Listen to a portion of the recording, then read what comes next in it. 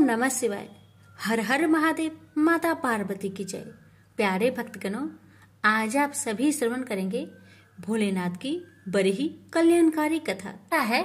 कर्मों की गति न्यारी, ज्वारी बन गया त्रिलोकपति। बड़ी ही सुंदर कथा, पूरा अवश्य सुने और कमेंट बॉक्स में भोलेनाथ की जय अवश्य लिखिए। मनुष्य की कर्म फल का भंडार अक्षय है। उसे भोगने के लिए जीव 84 लाख योनियों में शरीर धारण करता आ रहा है। समस्त जीव को अपने द्वारा किए गए शुभ अथवा अशुभ कर्मों का फल निश्चित रूप से भोगना ही पड़ता है। आज जो इंद्र है वह अपने पहले के जन्मों में कभी कीड़ा हो सकता है तथा पहले का कीट आज अपने सत्कर्मों से इंद्र बन सकता है। कर्म की गति जानने में देवता भी समर्थ नहीं है, मानव की बात तो क्या है। इसलिए कहा गया है कर्मों की गति बड़ी गहन और न्यारी होती है। कर्म फल के विलक्षण प्रभाव को दिखलाता राजा बलि का जीवन। आइए श्रवण करते हैं इस कथा में। पौराणिक मान्यता के अनुसार राजा बलि पूर्व जन्म में जुआरी था। एक दिन उसे जुए में कहीं से कुछ पैसे मिले। उन पैसों से उसने अपनी प्रियतमा वैश्या के लिए कुछ सुंदर माला, इत्र व चंदन खरीदा और कामातुर होकर उसने मिलने के लिए जल्दी जल्दी चला जा रहा था। तभी एक पत्थर से ठोकर खाकर वह मूर्छित हो गया। कुछ देर में जब होश आया तो उसने अनुभव किया कि मेरी मृत्यु अब निकट है। पूर्व जन्म के किसी पुण्य से उसके मन में सद्बुद्धि उत्पन्न हुई और वैराग्य जगा। जुआरी ने कभी किसी महात्मा से सुना था कि कोई भी वस्तु शिव अर्पण कर देने से बहुत पुण्य होता है। उसने सोचा माला, इत्र, चंदन तो प्रियतमा तक पहुंच नहीं सकता। शिव अर्पण कर देने से कुछ अच्छा होगा तो हो जाएगा, अन्यथा मर तो रहा ही हूं और माला, इत्र, चंदन भी जमीन पर गिरकर बेकार जा रहे हैं। यही सोचकर जुआरी ने माला, इत्र व चंदन भगवान शिव को अर्पण कर दिया। जुआरी की मृत्यु होने पर यमराज के दूत उसे पकड़ कर ले गए। यमराज ने चित्रगुप्त से कहा, इसका बही खाता देखो। चित्रगुप्त ने कहा, यह तो जन्म जन्मांतर का पाप ही है। बस अभी अभी थोड़ी देर पहले जुए में जीते पैसे से इसने वैश्य के लिए माला, इत्र व चंदन खरीदा था।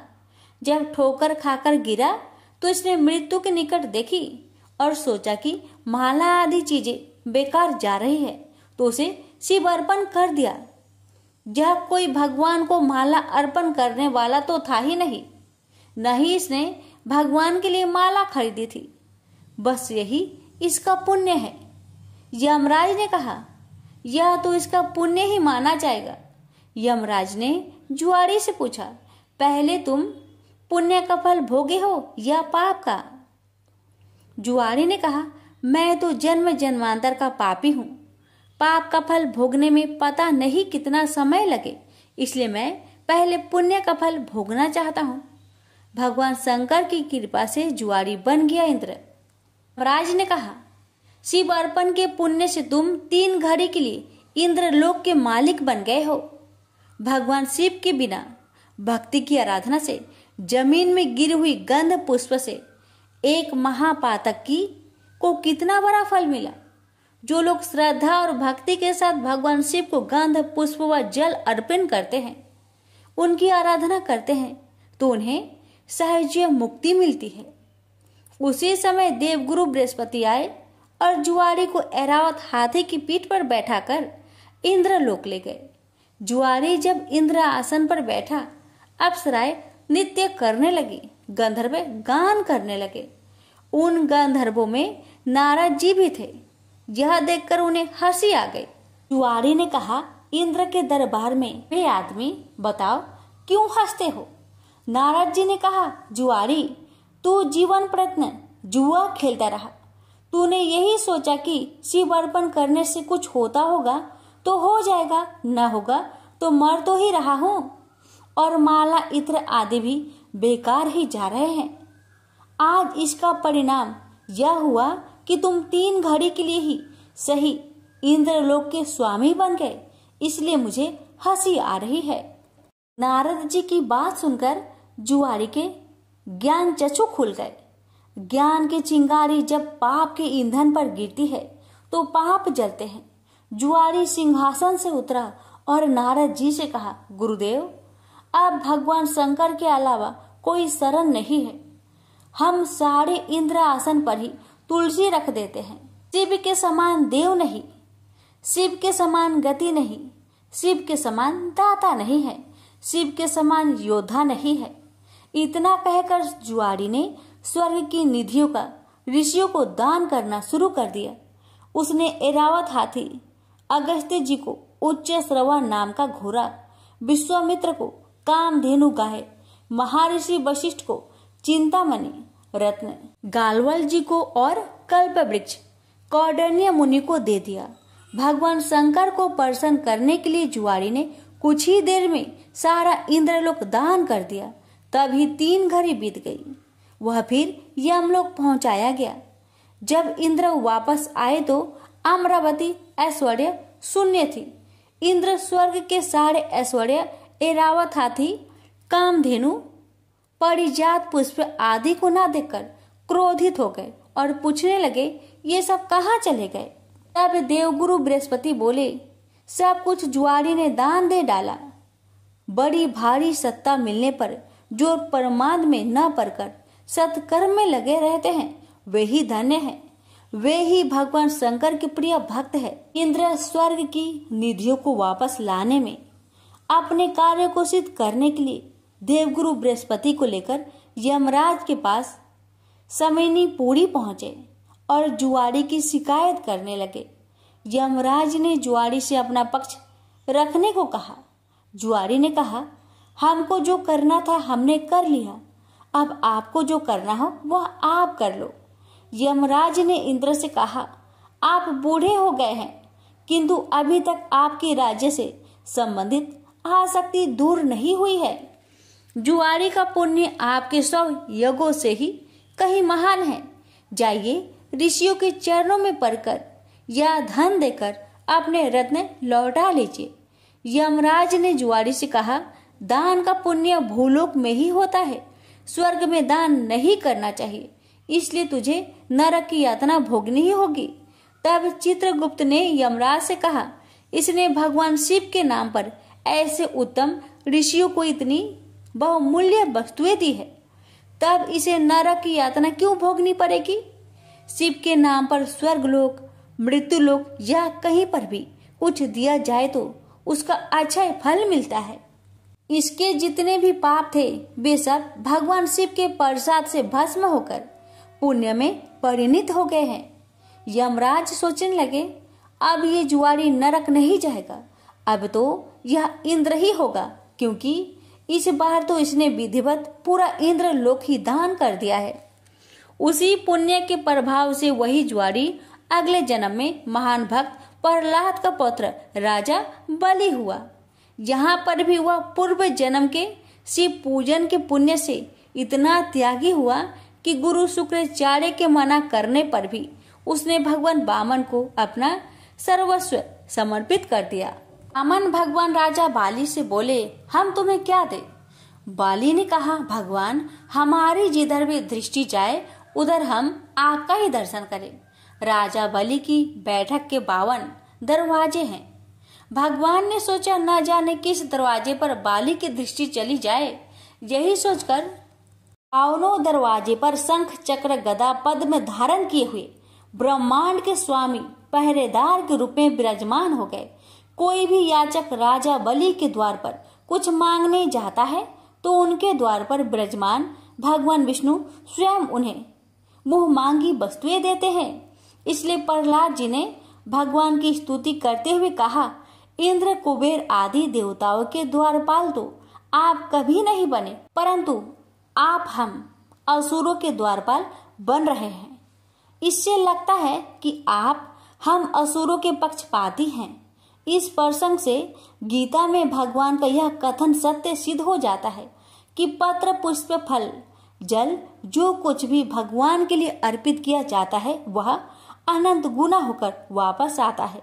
प्रेम से बोलिए हर हर महादेव, माता पार्वती की जय, विष्णु भगवान की जय। मनसा वाचा व्रत कथा।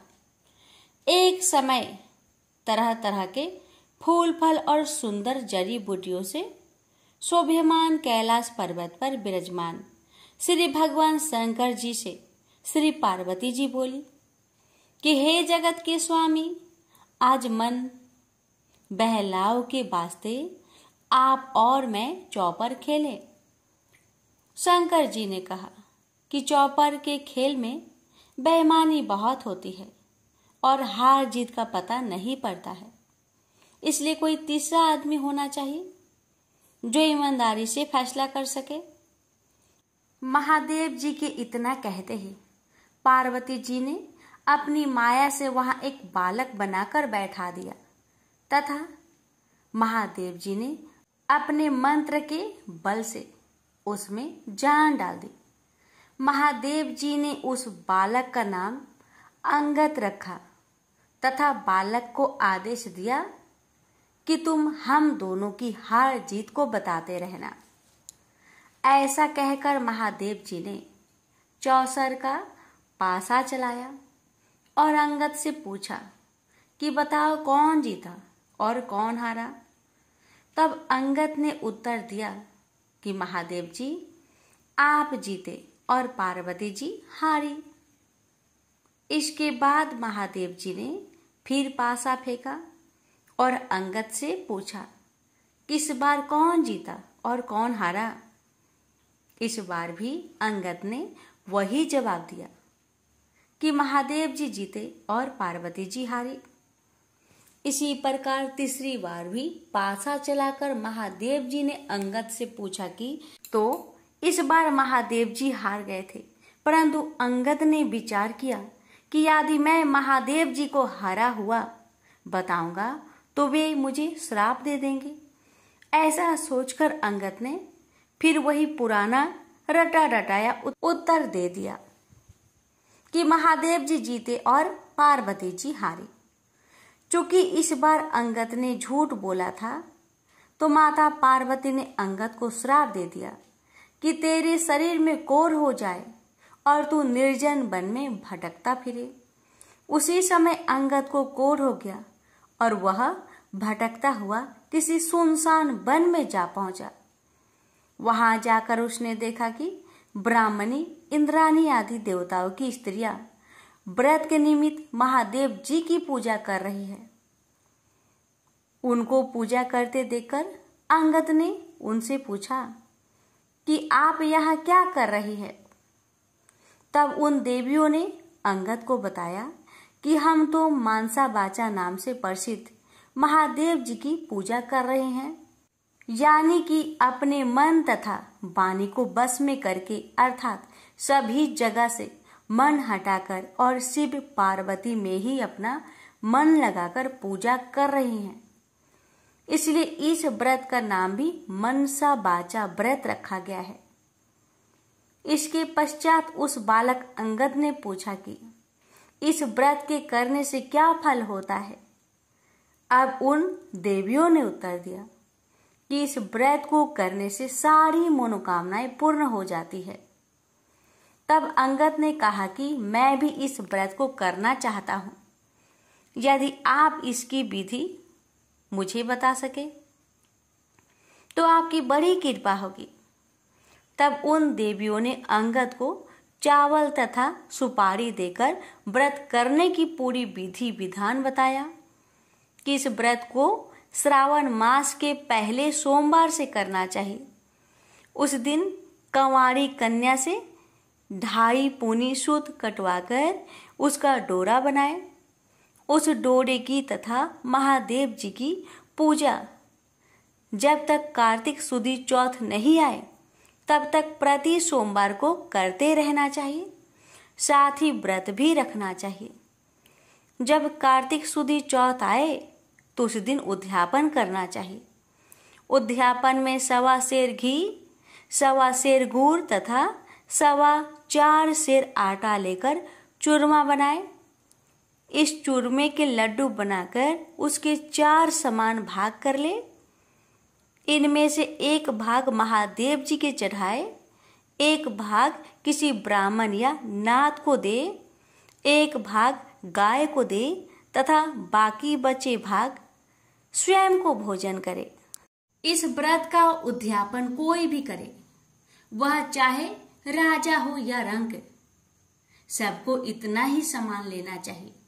यदि व्रत करने वाला मनुष्य या स्त्री चौथे भाग को पूरा ना खा सके तो पहले से ही उसमें से निकालकर किसी को दे दे। जिस प्रकार की अनंत भगवान का डोरा पहना जाता है, उसी प्रकार जो डोरा बनाया था उसे स्वयं धारण कर ले और उद्यापन के पश्चात उस डोरे को जल में पधरा दे। इस प्रकार अंगद भी प्रति वर्ष मनसा महादेव का व्रत करने लगा। उसके व्रत करते हुए 4 वर्ष हो गए। तब व्रत के प्रभाव से पार्वती जी के हृदय में दया उत्पन्न हुई और उन्होंने महादेव जी से पूछा कि महाराज, जिस बालक को मैंने श्राप दिया था उसका कुछ पता नहीं है कि उसको किसी ने मार तो नहीं दिया। तब तीनों लोगों की सभी बातें प्रत्यक्ष रूप से जानने वाले श्री महादेव जी ने पार्वती जी से कहा कि वह तो जीवित है। इसके पश्चात पार्वती जी ने महादेव जी से कहा, हे नाथ, ऐसा कोई व्रत हो तो बताइए जिससे कि मेरा वह मानसिक पुत्र फिर से मुझे मिल जाए। तब महादेव जी ने कहा कि श्रावण सुदी के पहले सोमवार के दिन कंवारी कन्या से 2.5 पूनी सूत कटवाकर उसका डोरा बनाना और उसे केसर आदि में रंग कर उसमें 4 गांठें देकर सुपारी पर लपेटकर ताम्र पात्र में रखकर उसे शिव रूप मानकर उसकी तथा शिव जी की पूजा करना। कार्तिक सुदी चौथ के दिन इस व्रत का उद्यापन करना, जिसमें 1.25 सेर घी, 1.25 सेर गुड़ और 4.25 सेर आटा लेकर उसका चूरमा बनाना तथा उस चूरमे के 4 भाग करना, जिनमें से एक भाग शिव जी की अर्पण करना, दूसरा भाग ब्राह्मण को देना, तीसरा भाग गाय को तथा चौथा भाग स्वयं भोजन के रूप में ग्रहण करना। सभी को इसी मात्रा में सामान लेना चाहिए, न तो सामान इससे अधिक होना चाहिए तथा न ही इससे कम। महादेव जी से यह विधि सुनकर पार्वती जी ने भी यह व्रत किया तथा व्रत के प्रभाव से अंगद कोढ़ रहित हो गया और वह अपनी माता के पास बिना बुलाए ही चला गया। उसे आता देखकर पार्वती जी प्रसन्न होकर हंसने लगी। तो अंगद ने पूछा कि हे मातेश्वरी, आप मुझे देखकर हंस क्यों रही हो? तब पार्वती जी ने कहा, हे पुत्र, मैं इस व्रत के प्रभाव को देखकर हंस रही थी। यह तुम्हारे पिताजी का बताया हुआ मनसा बाचा का व्रत है। यह व्रत मैंने किया, तभी तो तुम ठीक होकर मेरे पास आ गए हो। इस बात को सुनकर अंगद ने कहा कि हे माता, मैंने भी यह व्रत किया था, इसी से मेरा कोढ़ भी मिट गया। तब पार्वती जी ने कहा कि हे पुत्र, अब तेरी क्या इच्छा है वह बता। तब उस पुत्र ने कहा कि हे जगत जननी माँ, मुझे उज्जैन नगरी का राज्य करने की और वहां की राजकुमारी से ब्याह करने की इच्छा है। पुत्र के इतना कहते ही पार्वती जी ने उससे कहा कि जा, तुझे उज्जैन का राज्य मिल जाएगा, तू फिर से इस मांचा बाचा के व्रत को कर। इस प्रकार अंगद ने पुनः 4 वर्ष तक यह व्रत किया, तब उसे उज्जैनी का राज्य मिल गया। अब नारद जी राजा युधिष्ठिर से कह रहे हैं कि उसे राज्य किस प्रकार मिला, तो सुनो। उज्जैन के राजा रानी वृद्ध हो गए थे, उनके कोई पुत्र नहीं था, केवल एक राजकुमारी थी। इसलिए राजा रानी ने सोचा कि इस कन्या का विवाह किसी राजकुमार से करके उसको राज्य दे देंगे। ऐसा निश्चय कर उन्होंने एक स्वयंवर रचा, जिसमें कई देशों के राजकुमार आए। तब वहां के राजा ने एक हथिनी को श्रृंगार करा के पूजा करके हाथ जोड़कर कहा कि हे हथिनी, तुम देव स्वरूपा हो, तुम यह माला लो और जो भी इस राज्य को संभालने में सक्षम हो तथा राजकुमारी के लायक वर हो उसे यह माला पहना दो। किसी मामूली मनुष्य को यह माला मत पहना देना। पार्वती जी का पुत्र अंगद भी देवलोक से उज्जैन नगरी पहुंचा तो वह भी स्वयंवर देखने के लिए राजा के वहां चला गया। हथनी ने उसे देखकर उसके ही गले में माला डाल दी। यह सब देखकर स्वयंवर में आए लोगों ने कहा कि ये तो हथनी की भूल है, क्योंकि यह बालक कोई राजकुमार नहीं है। ऐसा कहकर उन लोगों ने उस लड़के को दूर हटा दिया और पुनः वह माला हथिनी को दे दी और उससे प्रार्थना की कि हे माता, जो इस राज्य के लायक हो उसको ही माला पहनाना। परंतु दूसरी बार भी हथनी ने उस बालक के पास जाकर उसी के गले में माला डाल दी। जहाँ सब देखकर वहां उपस्थित लोग कहने लगे कि हथनी ने हठ पकड़ ली है। इतना कहकर उन्होंने उस बालक को मार पीट कर दरवाजे से बाहर निकाल दिया एवं पुनः हथिनी पर गणपति की मूर्ति स्थापित करके वही प्रार्थना की। वह हथिनी देवरूपी थी, इसलिए वह दरवाजे के बाहर निकली और उस बालक को ढूंढकर तीसरी बार भी उसी के गले में माला डाल दी। तब राजा ने नगर सेठ को बुलाकर कहा कि तुम इस बालक को यहाँ से ले जाओ और बारात सजाकर इसे हमारे यहाँ ले आओ। राजा की आज्ञा मानकर सेठ अंगद को वहां से ले गया। इतनी देर में राजा ने भी पंडित को बुलाकर लगन का दिन निश्चय करवाया और अपनी कन्या का विवाह उस बालक के साथ कर दिया। इतना ही नहीं, राजा ने अपने खर्चे के लिए थोड़े से गांव रखकर अपना सारा राज्य ही अपनी बेटी को कन्यादान में दे दिया। विवाह के पश्चात अंगद और राजकुमारी महल में गए। अब अंगद उज्जैन नगरी का राजा तथा राजकुमारी वहां की रानी बन चुकी थी। एक दिन रानी ने राजा से पूछा कि हे पतिदेव, आप अपनी जात और नाम तो बताइए। इस पर अंगद ने उत्तर दिया कि मेरा नाम अंगद है, भगवान महादेव मेरे पिता और पार्वती मेरी माता है। तब राजकुमारी ने कहा कि महाराज, इस बात को तो मृत्यु लोक के लोग मानेंगे नहीं, आप मुझे सत्य सत्य बताइए। तब अंगद ने अपनी जन्म की सारी कथा रानी को बताई कि किस तरह चौसर खेल में साक्षी बनने के लिए माता पार्वती ने अपनी माया से उसे बनाया था और महादेव जी ने अपने मंत्र बल से उसे सजीव रूप दिया। फिर पार्वती जी ने उसे श्राप दिया और इंद्राणी आदि देवियों ने उसे मनसा वाचा व्रत बताया, जिसको 4 वर्ष तक करने के फलस्वरूप वह अपने माता पिता के पास वापस पहुंचा। उसे पार्वती जी ने गले लगाया और कहा कि अब तुम्हारी क्या इच्छा है। तब उसने अपनी माता से कहा कि उसे उज्जैनी के राजा बनने की इच्छा है। तब पार्वती जी के कहने पर उसने फिर से 4 वर्ष तक मनसा वाचा नाम से प्रसिद्ध अपने पिता शिव जी का व्रत किया तथा इसी व्रत के प्रभाव से आज उसे उज्जैन के राज्य और उसके जैसी रानी मिली।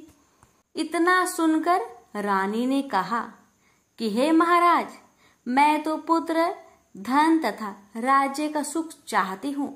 तब अंगद ने अपनी रानी को वही मनसा वाचा का शिव जी का व्रत बता दिया और कहा कि बिना मेरे वह गर्भवास के तेरे पुत्र होगा। ऐसा कहकर अंगद जी पुनः कैलाश चले गए। पति की आज्ञा अनुसार राजकुमारी ने 4 वर्षों तक महादेव जी का यह उत्तम व्रत किया। इससे महादेव जी प्रसन्न हो गए।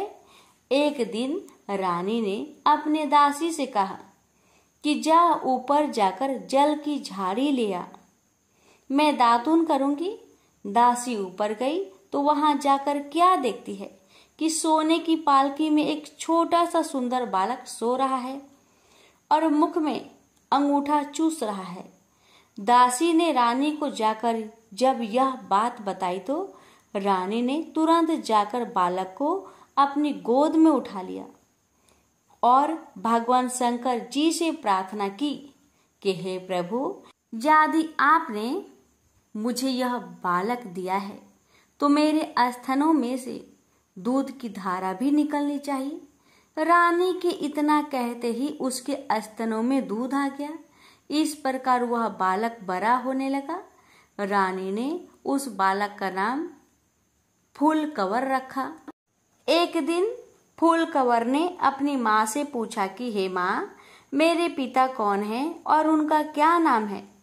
तब रानी ने अपने पुत्र से कहा कि तेरे पिता तो अंगद जी है और महादेव जी, पार्वती जी तेरे दादा दादी हैं। तब फूलकवर ने अपनी माता से कहा कि इस बात को तो मृत्यु लोक में कोई नहीं मानेगा। इस पर रानी ने फूलकवर को वही सारी कथा सुनाई जो अंगद जी ने रानी को सुनाई थी और यह भी बताया कि किस तरह से उसका विवाह अंगद जी के साथ हुआ था। परंतु चूंकि अंगद जी की मृत्यु लोक में रहने की अवधि कुछ ही दिन की थी, इसलिए वे तो अपने माता पिता के पास कैलाश चले गए। परंतु उनके बताए हुए व्रत को 4 वर्ष तक करने के पश्चात बिना गर्भवास के ही उसके रानी के पुत्र के रूप में जन्म लिया है। इतना कहकर रानी बोली, अब तुम बताओ कि तुम्हारी क्या इच्छा है? माता के वचन को सुनकर पुत्र ने कहा कि हे माता, मेरी इच्छा चेदी राजा की कन्या से विवाह करने की है, क्योंकि मैंने उसकी प्रशंसा सुनी है। तब रानी ने फूलकवर से कहा कि हे पुत्र, तू भी मनसा वाचा का व्रत कर। इस व्रत के करने वाले के लिए कुछ भी दुर्लभ नहीं है। अब फूलकवर ने भी 4 वर्ष तक व्रत किया। इससे भगवान महादेव प्रसन्न हुए और उन्होंने चेदी राजा को स्वप्न में आदेश दिया कि मेरे कहने से तू अपनी राजकुमारी का विवाह उज्जैन के राजकुमार फूलकवर से कर दे। चेदी राजा ने भगवान शिव जी का कहा मानकर अपनी कन्या का विवाह उज्जैन के राजकुमार से कर दिया। अब वह राजा हो गया। एक दिन वह शिकार खेलने वन में गया। वहां उसके कोई शिकार हाथ नहीं आया और वह भूख प्यास से व्याकुल होकर एक बाग में जाकर आराम करने लगा। इतने में देवयोग से कोई ब्राह्मण वहां आ पहुंचा और उसने राजा को श्रीधरी पंचांग सुनाया कि आज कार्तिक सुदी चौथ है, जो आज मनसा वाचा के व्रत का उद्यापन करने का दिन है। इतना सुनते ही राजा ने ब्राह्मण से कहा कि महाराज, मुझसे तो भूल हो गई, आप हमें अब पूजन करा दे। ब्राह्मण ने पूजा के लिए शहर में रानी को खबर भेजी कि राजा साहब शिकार के लिए यहाँ वन में ठहरे हुए हैं और चूंकि आज कार्तिक सुदी चौथ का उद्यापन करना है, इसलिए 4.25 सेर आटा, 1.25 सेर घी, 1.25 सेर गुड़ का चूरमा बनवाकर मंगवाया है।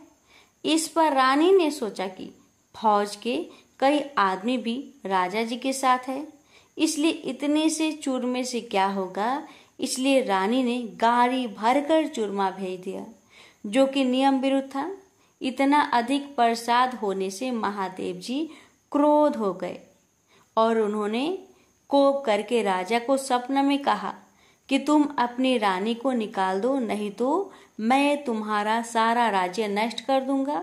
राजा ने परमान के अनुसार दोबारा चूरमा बनवाकर व्रत पूरा किया।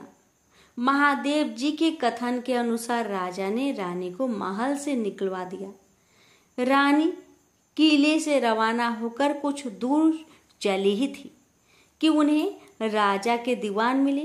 दीवान जी ने रानी से पूछा कि रानी साहिबा, आप कहाँ पधार रही हो? तब रानी ने पूरी बात बता दी। तब दीवान जी ने कहा कि मैं राजा जी को समझाकर राजी कर लूंगा, तब तक आप मेरी हवेली में पधारे। परंतु जैसे ही रानी दीवान जी की हवेली में पहुंची कि दीवान अंधा हो गया। तब दीवान ने हाथ जोड़कर कहा कि रानी जी आप यहाँ से पधारो। रानी वहां से रवाना होकर आगे बढ़ी तो उन्हें नगर सेठ मिल गया। उसने भी यही कहा कि वह राजा साहेब को 1-2 दिन में मना लेंगे, तब तक आप हमारे घर पर ही बिराजे। रानी नगर सेठ के घर गई तो सेठ की हड्डियां चलने से बंद हो गई और कई उपद्रव होने लगे। अब सेठ ने भी हाथ जोड़कर कहा कि रानी जी आप यहाँ से पधारे। रानी वहां से आगे गई तो उसे राजा जी का कुम्हार मिला। कुम्हार को रानी पर दया आ गई। वह रानी को अपने घर ले गया, पर जैसे ही कुम्हार के घर पर रानी पहुंची ही कि उसका नियाव फूट गया, जिससे सारे बर्तन फूट गए और कुम्हार भी अंधा हो गया। तब कुम्हार ने भी रानी से उसके घर से निकल जाने की प्रार्थना की। आगे जाने पर एक माली मिला और माली ने रानी से पूछा कि आप कहाँ पधार रही हो। तो रानी ने कहा कि राजा साहेब ने मुझे देश निकाला दिया है। इस पर माली को रानी पर दया आ गई और वह रानी को अपने बाग में ले गया और उसने रानी से कहा कि जब तक राजा जी का क्रोध मिटे तब तक आप यहाँ बाग में ही रहो। परंतु रानी के बाग में जाते ही बाग के सारे पेड़ पौधे सूखकर जलने लगे। कुंवारियों का पानी भी सूखने लगा। इतना ही नहीं, माली को भी कम दिखने लगा। तब माली ने भी रानी से वहां से चले जाने की विनती की। रानी वहां से निकलकर विचार करने लगी कि मुझसे ऐसा क्या पाप हो गया है कि मैं जहां भी जाती हूँ वहां अनर्थ होने लगता है। ऐसा सोचते सोचते रानी ने देखा कि आगे 2 रास्ते हैं। किसी व्यक्ति से पूछने पर रानी को मालूम हुआ कि एक रास्ता तो 6 महीने का है, जबकि दूसरा केवल 3 दिन का। रानी 3 दिन वाले रास्ते पर चलने लगी। आगे जाने पर उसे शिप्रा नदी मिली। रानी ने दुख के मारे उसमें कूदकर आत्महत्या करनी चाहिए, परंतु जैसे ही वह नदी में कूदी तो नदी सूख गई। वह और आगे चली तो एक पर्वत आया। रानी ने सोचा कि इस पर चढ़कर नीचे कूदकर अपनी जान दे दे। यह सोचकर वह पर्वत पर चढ़ी और जैसे ही नीचे कूदने लगी कि पर्वत जमीन के बराबर हो गया। आगे जाने पर रानी को एक सिंह दिखाई दिया। इस पर रानी ने सोचा कि इस सिंह यानी शेर को मैं अगर छेड़ूं तो शायद यह मुझे खा जाए। यह सोचकर उसने सिंह पर हाथ फेरा तो सिंह पत्थर का हो गया। आगे जाने पर रानी को बड़ा भारी अजगर सांप दिखाई दिया। इस पर रानी ने मरने के लिए उस बड़े सांप को छेड़ा तो सांप रस्सी बन गया। अब रानी थक हार कर और आगे चली तो क्या देखती है कि वहां एक बड़ा भारी पीपल का वृक्ष है। उसी वृक्ष के पास एक सुंदर कुआं और एक मंदिर बना हुआ है। वह मंदिर में जाकर मुंह ढककर बैठ गई और ओम नमः शिवाय मंत्र का जाप करने लगी। किस्मत से उस दिन कार्तिक सुदी चौथ का दिन था।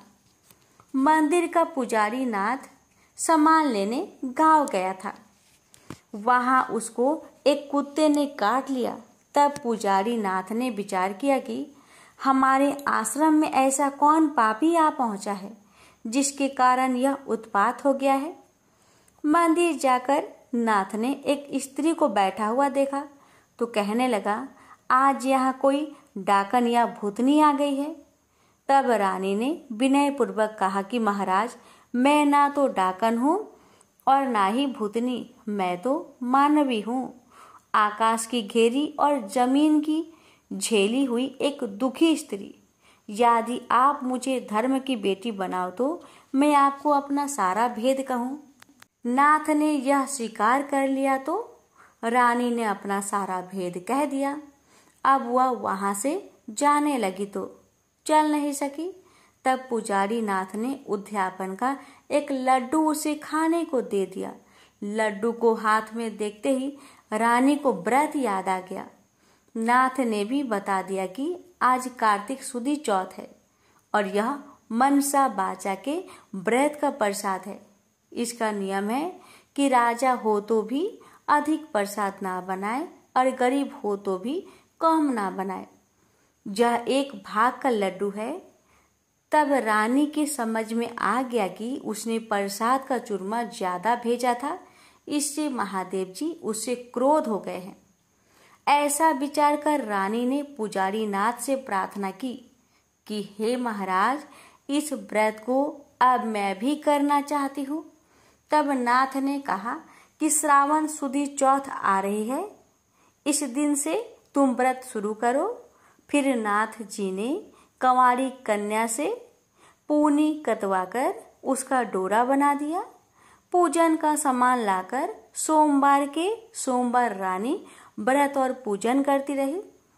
जब कार्तिक सुदी चौथ आई तब नाथ जी गांव जाकर सामान ले आए और 1.25 सेर घी, 1.25 सेर गुड़, 4.25 सेर आटे का चूरमा बनाया। चूरमे के 4 भाग किए गए और शिव जी पार्वती जी की मनसा वाचा पूजा की। इस तरह व्रत करते हुए रानी को 4 वर्ष पूरे हो गए तो महादेव जी ने राजा को स्वप्न में दर्शन देकर कहा कि राजन, अब तू रानी को वापस बुलवा ले, नहीं तो मैं तेरे राज्य का नाश कर दूंगा। तब राजा ने कहा कि महाराज, अब रानी का पता लगाना कठिन है।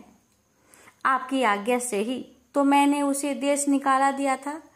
तब महादेव जी ने कहा कि हे राजन, तू 4 विश्वासी नौकरों को पूरब के दरवाजे पर भेज दे। वहां बिना नाथे हुए बैलों की गाड़ी आएगी। वह गाड़ी वही जाकर ठहरेगी जहां पर तुम्हारी रानी है। प्रातःकाल होते ही राजा ने अपने 4 विश्वास पात्र आदमी पूरब की ओर भेज दिए। आगे बिना नथे हुए बैलों की गाड़ी आई और वे चारों उसमें बैठ गए और वे उसी मंदिर पर पहुंच गए जहां पर रानी थी। रानी को पहचानकर सेवकों ने कहा कि हे रानी जी, अब आप पधारिए, राजा साहब ने आपको बुलाया है और इसी कार्य के लिए हमको यहाँ भेजा है। तब रानी ने नाथ जी को कहा कि मैं आपकी धर्म की बेटी हूँ, इसलिए आप मुझे सीख देकर भेजिए। तब नाथ जी ने मिट्टी के हाथी घोड़ा हुआ पालकी बनाकर मंत्र के छींटे दिए, जिससे वे सच्चे हाथी घोड़ा पालकी बन गए। रानी ने नाथ जी से फिर कहा कि हे पिताजी, आते समय रास्ते में मेरे रहने से कई जीवों का नुकसान हो गया था, तो उनका भी उद्धार हो जाना चाहिए, नहीं तो यह पाप भी मुझको ही लगेगा। तब नाथ जी ने शिव जी की निर्माल्य स्नान कराए जल की एक झाड़ी भर दी और कहा कि बेटी, तू इस जल का छींटा ओम नमः शिवाय कहकर डाल दी जाना, तो सारे पाप निवृत्त हो जाएंगे। अब तो रानी शिव जी, पार्वती जी को और नाथ जी को साष्टांग नमस्कार कर लेने को आई और चारों सेवकों के साथ रवाना हो गई। जाते हुए उसे रास्ते में वही सर्प मिला। तब रानी ने शिव जी से प्रार्थना की कि हे प्रभु, मेरे पाप से यह सर्प रस्सी बन गया था, अब यह फिर से सर्प हो जाए। ऐसी प्रार्थना कर झाड़ी के जल के छींटे दे दिए, जिससे वह पहले के समान सर्प बन गया। आगे उसे वही सिंह मिला जो पत्थर का होकर पड़ा था। उसके भी रानी ने झाड़ी के जल के छींटे दिए तो वह जीवित होकर जंगल में भाग गया। आगे चलने पर वह पर्वत आया जो जमीन के बराबर हो गया था। प्रार्थना करके जल के छींटे देने से वो भी पहले जैसा पर्वत हो गया। आगे जाते जाते वह नदी आई जो सूख गई थी। रानी ने शिव जी का ध्यान कर जल के छींटे दिए, जिससे वह भी गहरे तथा स्वच्छ जल वाला नदी फिर से हो गया।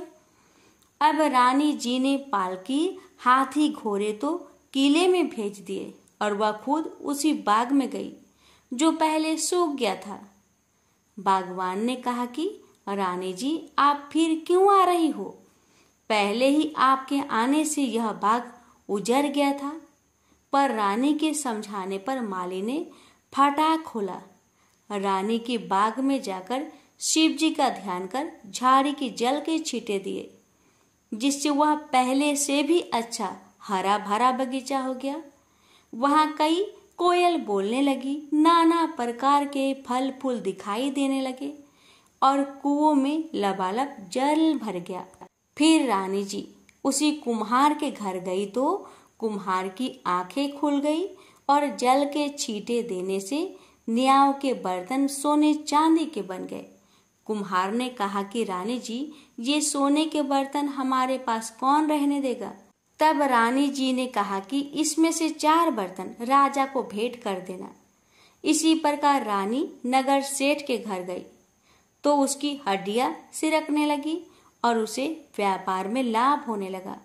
तब नगर सेठ ने कहा कि अने दाता जी, आपके पधारने से हमारी यह रिद्धि सिद्धि हुई है। इस खुशी में मैं सारी नगरी को जिमाना चाहता हूँ। सारी नगरी में ढिंढोरा पिटवा दिया गया कि कल किसी के घर में धुआं ना निकले। यदि किसी ने चूल्हा जलाया तो वह दंड का भागीदार होगा। आगे जैसे ही रानी दीवान जी के यहाँ पहुंची तो दीवान जी की आंखें खुल गई। सब आनंद हो गया। अब रानी साहिबा अपने किले में पधारी। राजा जी ने उनका अच्छा स्वागत किया। नगर सेठ ने सारे नगर को जिमाया और किले में जाकर रानी जी से अर्ज की कि अन्य दाता जी, अब आप भी पधार कर भोजन ग्रहण कीजिए। इस पर रानी ने कहा कि मेरे तो आज कार्तिक सुदी चौथ का उजिरना है, जो किसी भूखे आदमी को जिमाकर जिमूंगी। सारे नगर के लोग तो नगर सेठ के यहाँ जिम आए। नगर में अब कोई भी भूखा व्यक्ति नहीं मिला। ढूंढते ढूंढते रानी के सेवक धोबी घाट पहुंचे तो वहां पर एक अंधी बहरी कोढ़ीन धोबन परी मिली।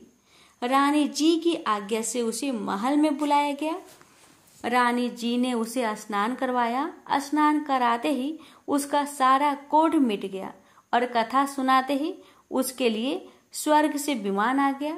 बूढ़ी धोबन की कथा सुनने व प्रसाद लेने मात्र से ही वह सदा के लिए बैकुंठ चली गई। राजा रानी भी हर साल मनसा बाचा का व्रत करते रहे। वे संसार के सब प्रकार के सुखों को भोगते रहे और पुत्र को राजगद्दी देकर अंतकाल में शिवलोक में गए। इस प्रकार मनसा बाचा भगवान शिव जी पार्वती जी के व्रत करने की भारी महिमा है। श्रावण सुदी सोम से कार्तिक सुदी चौथ तक का यह व्रत सब मनोवांछित फल को देने वाला है। इस मनसा बाचा के व्रत को करने वाले मनुष्य की सभी कामनाएं शिव जी महाराज पूर्ण कर देते हैं। पुत्र नहीं हो या होकर जीवित नहीं रहता हो तो इस व्रत के करने से स्त्री पुत्र का सुख अवश्य प्राप्त करती है। इसी प्रकार पुरुष को स्त्री का और स्त्री को पति का सुख सौभाग्य प्राप्त होता है। जिसकी कमाई धंधा ना हो तो इस व्रत के करने से शिव शंकर भगवान उसे जीविका प्रदान करते हैं। प्रेम से बोलिए जय भोले शंकर, जय पार्वती माता। हे भोलेनाथ, यदि कथा कहने या सुनाने में मुझसे मन वचन या कर्म से कोई त्रुटि हो गई हो तो हे त्रिपुरारी कृपया उसे क्षमा करें। मैंने अपने श्रद्धा और सामर्थ्य अनुसार आपकी व्रत कथा का वाचन किया है। यदि उच्चारण में, शुद्धता में या भावना में कोई कमी रह गई हो तो हे नीलकंठ उसे क्षमा करें। आपकी कृपा सदा मुझ पर बनी रहे और कथा सुनने वाले समस्त भक्तों पर भी आपकी असीम कृपा और आशीर्वाद बना रहे। उसके जीवन में सुख, शांति, आरोग्यता और शिव भक्ति बनी रहे। यही मेरे सच्चे हृदय से प्रार्थना है। हर हर महादेव। ओम नमः शिवाय।